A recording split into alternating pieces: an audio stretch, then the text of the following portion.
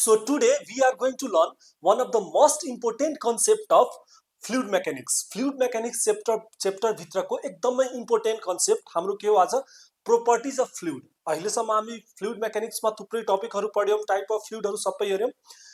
Then after यो हाम्रो यो टपिक हो जसमा हामी हेर्छौं कि फ्लुइडको प्रोपर्टिजहरु के हुन्छन्, प्रोपर्टिज अफ फ्लुइड र यसको बेसमा न्यूमेरिकलहरु पनि हामी गर्छौं है. सो यो एकदमै इम्पोर्टेन्ट टपिक हो. तपाई बुझ्न सक्नुहुन्छ कि यो फ्लुइड मेकानिक्सको एकदमै जान हो के. यो एकदमै फ्लुइड मेकानिक्सको जान हो किनकि यसको यो जबसम्म तपाई फ्लुइड प्रोपर्टिजहरु क्याल्कुलेट गर्न आउँदैन तपाई कुनै पनि न्यूमेरिकल सोल्भ गर्न सक्नुहुन्न. सो सबभन्दा पहिला आज हामी आफ्नो फ्लुइड प्रोपर्टिज केही 3-4 वटा प्रोपर्टिज पढ्छौं, त्यसपछि हामी न्यूमेरिकल तिर हामी अगाडि बढ्छौं. सो आज हाम्रो यो फ्लुइड प्रोपर्टिजमा सबभन्दा पहिलो हाम्रो प्रोपर्टिज हो मास डेन्सिटी है. यो मास डेन्सिटी. अब तपाईहरु आफ्नो सानैतिर भन्नाले 10, 11, 12 सबैतिर पढ्नु भयो होला. यो डेन्सिटी भनेको है, डेन्सिटी भनेको के हो, डेन्सिटी भनेको के हो तपाईहरु मजाले पढ्नु भयो होला हैन. सो डेन्सिटी भनेको के पढ्नु भएको छ, डेन्सिटी भनेको तपाईहरु के पढ्नु भएको छ, डेन्सिटी तपाई के पढ्नु भएको छ. It is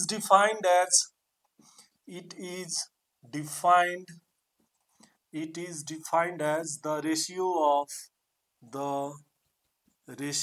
of mass per volume हैन, मास पर भोल्युम. यही पढ्नु भएको छैन. डेन्सिटी भनेको मास बाइ भोल्युम भनेर तपाई पढ्नु भएको छ. बट यहाँ हामीले फ्लुइड प्रोपर्टिजमा के पढ्नु पर्ने छ, मास डेन्सिटी है. मास डेन्सिटी, वेट डेन्सिटी यो दुईटै हामी यसमै म तपाईलाई बुझाइदिन्छु. सो मास डेन्सिटी भनेको के हो, सेम केही फरक छैन यसमा. के हामी डेन्सिटीको नर्मल डेफिनिसन के लेख्छौं, it is defined as the ratio of mass per unit volume भनेर हामी लेख्छौं. तर यहाँ मास डेन्सिटीमा के लेख्छौं, it is defined as the ratio of तपाईलाई के भन्छ, मास अफ फ्लुइड है. The ratio of mass of a fluid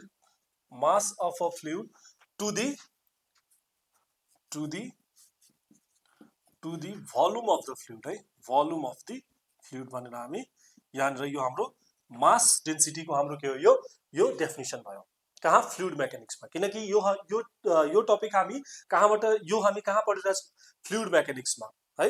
so fluid मेकानिक्समा मास डेन्सिटी को डेफिनिसन यो भयो, define as the ratio of mass of fluid to the volume of the fluid. So mathematically हामीले कसरी लेख्न सक्छौं, तपाईले के भन्छ, mass density is equal to कति, mass of fluid divided by volume of fluid, volume of fluid भयो. So डेन्सिटीलाई हामी केले रिप्रेजेन्ट गर्छौं, डेन्सिटीलाई हामी रोले रिप्रेजेन्ट गर्छौं. So rho is equal to mass by volume. So यो हाम्रो फर्मुला हो के को, मास डेन्सिटी को. क्लियर छ. मास डेन्सिटी को यसको युनिट के हो, मास भनेको हाम्रो के हो, केजी, र भोल्युम भनेको हाम्रो के हो, मिटर क्यूब. सो कसरी यसलाई हामी लेख्छौं, केजी पर मिटर क्यूब गरेर हामी लेख्छौं यसलाई. सो यसको यो युनिट भयो, फर्मुला हाम्रो यो हो, density, mass density is equal to mass by volume. Clear छ यहाँसम्म. ओके. सो तपाई के गर्नु होला, डेन्सिटी, वाटरको स्ट्यान्डर्ड डेन्सिटी तपाईलाई थाहा छ नि, 1000 भनेर, त्यो नबिर्सिनु होला, त्यो सधैँ याद राख्नु होला किनकि न्यूमेरिकलमा अब सधैँ त्यो काम लाग्छ. क्लियर छ. ओके. सो अब हामी हेर्छौं आफ्नो वेट डेन्सिटी. सो वेट डेन्सिटीमा केही गर्नु छैन, यसलाई म सेम रहन दिन्छु. तपाईहरु पनि नोट गर्दै जानुस् आफ्नो नोटमा. यो म वेट डेन्सिटीमा अलिअलि मात्रैमा चेन्ज गर्छु. यहाँबाट तपाईलाई यो सबै हटाइदिए. डेफिनिसनमा के गर्नु छ मात्र, यो डेफिनिसनमा यसको जहाँ जहाँ मास छ त्यहाँ हामीले के गरिदिनु पर्नेछ, वेट गरिदिनु पर्नेछ. भने यहाँ मास छ भने यहाँ म के गरिदिन्छु, weight. In the same way, ठीक छ भयो. वेट डेन्सिटी को हाम्रो डेफिनिसन के भयो, it is defined as the ratio of weight of fluid to the volume of fluid. Clear छ. मास डेन्सिटीमा के थियो, mass of fluid to the volume of fluid. In the same way अब weight डेन्सिटीमा के भयो, ratio of weight of fluid to the volume of fluid भयो. अब यसलाई म्याथमेटिकली रिप्रेजेन्ट गर्दा हामी के लेख्छौं हैन, यसलाई म्याथमेटिकली. सो हामी यहाँ weight density is equal to weight of fluid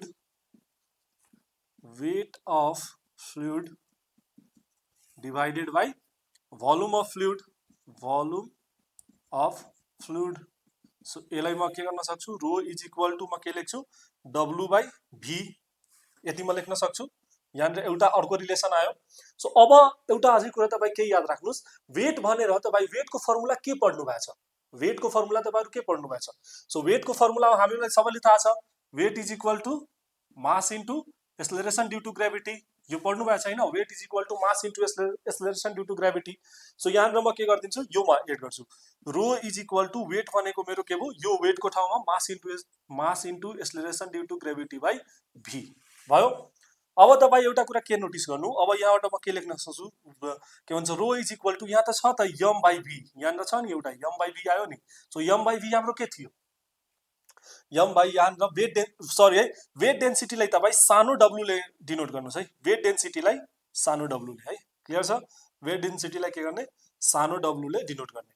so अब हेर्नु यहाँनिर weight density is equal to, यहाँनिर वेट डेन्सिटी इज इक्वल, यहाँनिर यम बाई भी आयो। सो यम बाई भी भनेको हाम्रो के हो, डेन्सिटी हो इन्टु जी। सो वेट डेन्सिटीको अर्को फर्मुला पनि हामी के लेख्न सक्छौँ, weight density is equal to rho into g भनेर हामी लेख्न सक्छौँ, or else weight density is equal to W by V पनि हामी लेख्न सक्छौँ।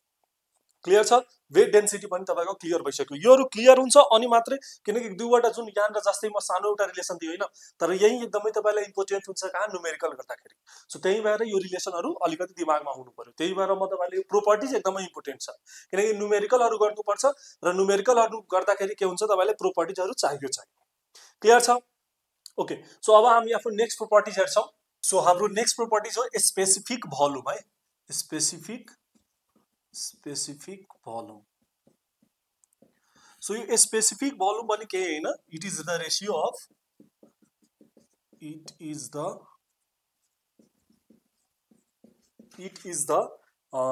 Of volume per unit mass है, it is the ratio of volume per unit mass, यो है स्पेसिफिक भोल्युम हाम्रो भनेको यो हो, ratio of volume per unit mass, यति मात्र याद राख्नु हुन्छ। सो म्याथमेटिकली हामी के लेख्न सक्छौँ यसलाई, स्पेसिफिक भोल्युमलाई म के लेख्न सक्छु, तपाईलाई के हुन्छ, यो भोल्युम बाई मास लेख्न सक्छु।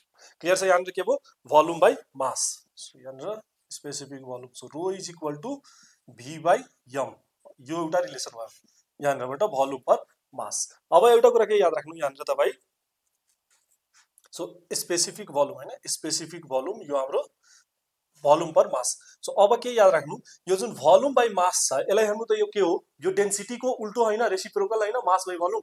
सो यहाँ म के लेख्न सक्छु, specific volume is equal to 1 by reciprocal of density, यही कुरा भयो नि। सो यो पनि एउटा मेरो रिलेसन आयो, स्पेसिफिक भोल्युमको 1 by reciprocal of density. Clear छ, स्पेसिफिक भोल्युम भनेको भोल्युम बाई मास भयो हैन, स्पेसिफिक भोल्युम भनेको भोल्युम बाई मास भयो, र हाम्रो डेन्सिटी भनेको के हुन्छ, मास बाई भोल्युम। सो यसलाई म के गर्न सक्छु, रेसिप्रोकलमा लेख्न सक्छु 1 बाई यू। सो त्यहीबाट यो के हाम्रो यो रिलेसन हाम्रो यहाँबाट आयो। क्लियर छ, यो एउटा स्पेसिफिक भोल्युम पनि, यो पनि इम्पोर्टेन्ट हुन्छ किनकि तपाईलाई न्युमेरिकलमा सोधिरहेको हुन्छ। सो यसको लागि मात्र तपाईले के याद राख्नुपर्छ, हाम्रो मात्र याद राख्नु होला 1 बाई यो कि त भोल्युम बाई मास गरेर याद राख्नु, होइन भने 1 बाई रेसिप्रोकल 1 बाई डेन्सिटी, यति मात्र याद राख्नुहुन्छ। इफ तपाईले कोही स्पेसिफिक भोल्युम निकाल्न भन्यो भने डेन्सिटीको केस आयो भने डाइरेक्टली 1 बाई डेन्सिटी भनेर तपाईँ त्यहाँनिर फर्मुला युज गर्ने र क्यालकुलेट गर्ने स्पेसिफिक भोल्युम। क्लियर छ, ओके। सो अब हाम्रो नेक्स्ट हो स्पेसिफिक ग्रेभिटी है। यहाँनिर जुन स्पेसिफिक ग्रेभिटी छ यो पनि एकदमै इम्पोर्टेन्ट, यो त एकदमै इम्पोर्टेन्ट छ किनकि लास्टमा तपाईलाई यही क्यालकुलेट गर्न भन्छ। म डेफिनेसन अलरेडी लेखिसकेको छु, तपाईहरु पनि नोट डाउन गर्नुस्। के छ डेफिनेसन, के भन्छ, it is defined as the ratio of weight density of liquid to the weight density of standard liquid. So standard liquid भनेर हामी के कन्सिडर गर्न सक्छौँ, हामी भन्न सक्छौँ वाटर है, स्ट्यान्डर्ड डेन्सिटी हामी वाटर भन्न सक्छौँ। So it is defined as the ratio of weight density of liquid to the weight density of standard liquid. So mathematically यसलाई लेख्दाखेरि स्पेसिफिक ग्रेभिटीलाई हामी सानो यसले रिप्रेजेन्ट गरेर के लेख्छौँ, weight density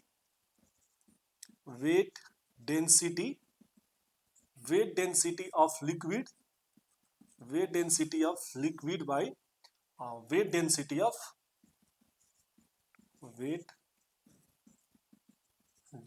of standard liquid. Okay, so यसलाई हामी और म के यसमा भन्न सक्छौँ, यो हाम्रो स्पेसिफिक ग्रेभिटीलाई म यो पनि भन्न सक्छु कि मास डेन्सिटी अफ लिक्विड है, mass density of liquid by mass density of standard liquid. अब यो स्ट्यान्डर्ड लिक्विड भनेको तपाईँलाई वाटर बुझ्नु होला, वाटरलाई कन्सिडर गर्ने कहाँ न्युमेरिकलमा। सो अब म यो कसरी लेखेँ म यहाँनिर त हाम्रो त डेफिनेसनले यो भनिरहेको छ होइन, weight density of liquid to the weight density of standard liquid यहाँनिर। तर म यहाँनिर के भने मास डेन्सिटी पनि हामी कन्सिडर गर्न सक्छौँ। कसरी, किन? सो तपाईँ यहाँनिर हेर्नुहोस्, यो रिलेसनमा हेर्नुहोस्, यहाँनिर ध्यान दिनुहोस् है। यो हाम्रो वेट डेन्सिटीको फर्मुला हाम्रो के थियो? वेट डेन्सिटीको जुन सेकेन्ड नम्बरमा सेकेन्ड प्रोपर्टिज हामी हेऱ्यौँ वेट डेन्सिटी, त्यसमा हाम्रो फर्मुला के थियो? त्यसमा हाम्रो फर्मुला के थियो? रो इन्टु जी थियो होइन। यहाँ पनि रो इन्टु जी भयो, यही थियो नि हाम्रो फर्मुला। यो जुन हामी कन्सिडर त्यहाँनिर गरेका छौँ, रो इन्टु जी वेटको वेट डेन्सिटीको फर्मुला, रो इन्टु जी यसको वेट डेन्सिटीको फर्मुला रो इन्टु जी होइन। सो यो जी जी काटियो भने के बच्यो तपाईँलाई? मात्र रो बच्यो। सो रो भनेको मास डेन्सिटी र त्यो तलको रो भनेको पनि मास डेन्सिटी। सो यहाँनिरबाट हामी के पायौँ? रो बाई रो पायौँ। सो त्यही भएर म के गरिदिएँ यहाँनिर mass density by mass density of liquid by mass density of standard liquid. So यो हाम्रो के हो? यो प्रोपर्टिजहरू हो। फ्लुइड मेकानिक्समा लिक्विडहरूलाई बुझ्नलाई पढ्नलाई यो सबभन्दा पहिला हामी के गर्छौँ? यो प्रोपर्टिजहरू बुझ्छौँ गर्छौँ होइन। अब तपाईँको यो पहिला तपाईँ प्रोपर्टिजहरू गर्नुहोस्, म नेक्स्टमा त म तपाईँलाई न्युमेरिकल दुईवटा न्युमेरिकल म सिकाइदिन्छु, त्यसपछि अगाडिको पाठहरू जति छ त्यो सबै म तपाईँलाई गराइदिन्छु। ओके।